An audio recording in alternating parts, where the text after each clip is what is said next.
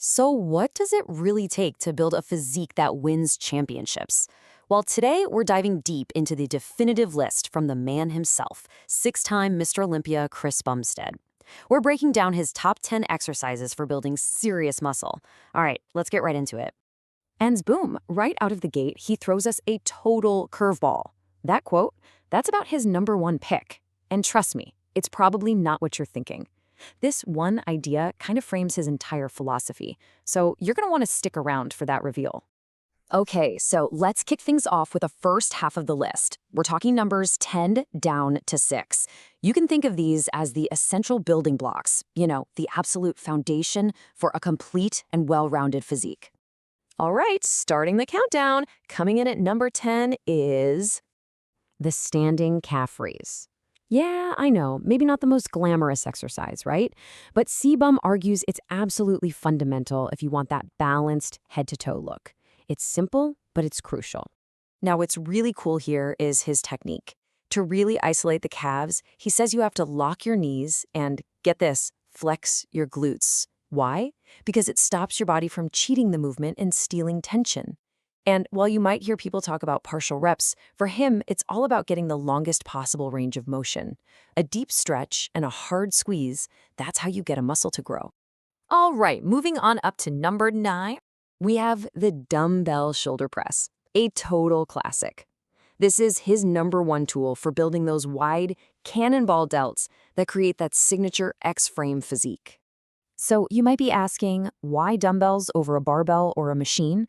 Well, for him, it all comes down to one word: longevity. He's playing the long game, and joint health is everything. Dumbbells just let your shoulders move in a much more natural path. The key to doing it right is to pull your shoulder blades back, keep your shoulders down, and hey, if you feel any pinching, just bring your grip in a little. It's all about finding that safe and effective sweet spot. Okay, and now we're going to power through the next 3 pretty quickly. At number 8, we've got the chest-supported row, which is awesome for isolating the back without putting stress elsewhere. Number 7 is the incline dumbbell curl, which he picks specifically for that insane stretch you can get on your bicep.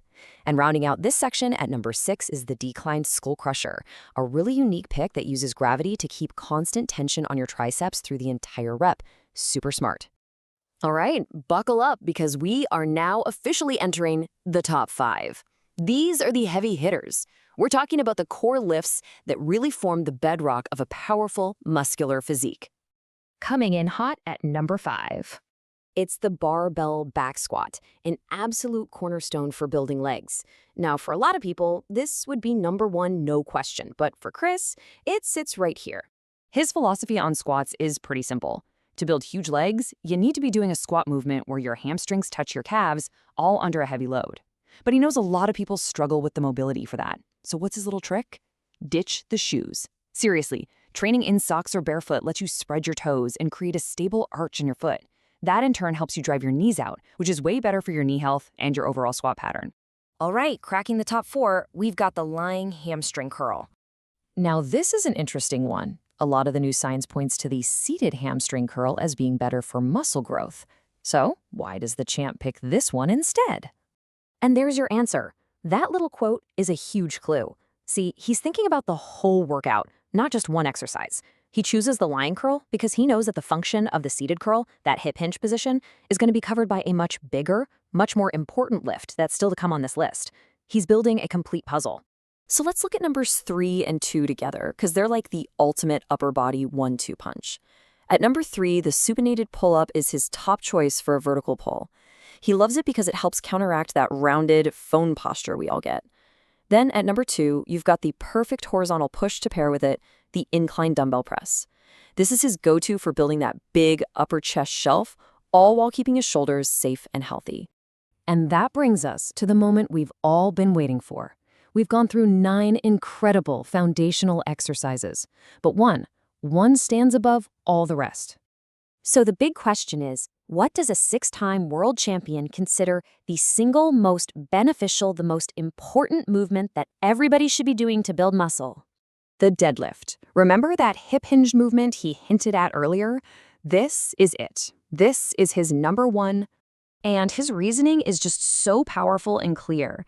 In his view, there is no other single exercise that can pack on more overall muscle mass, period. It builds foundational, raw strength through your entire body, and that strength literally carries over and makes you better at almost every other lift you do. It is, quite simply, the ultimate tool for total body development. But look, this list is so much more than just a collection of 10 exercises. It's really a window into a deeper, more thoughtful philosophy about training. This one phrase, "it depends," is something he said over and over again, and it's really the core of his entire approach. There are no absolutes in the gym. There are no magic answers. There are only tools, and the real secret is knowing which tool to use and when. So the whole Bumstead approach can pretty much be broken down into these three simple principles. Number one, prioritize your joint health and your longevity above everything else. Number two, think of every exercise and every technique as a tool in your toolbox, not some rigid rule you have to follow. And number three, you have to master the fundamentals. At the end of the day, big compound movements like the squat and the deadlift are simply non-negotiable. So there you have it, a champion's guide to building muscle. The only question left is, after seeing this list and hearing this philosophy, which one of these exercises, or maybe which one of these principles, are you going to add to your own routine?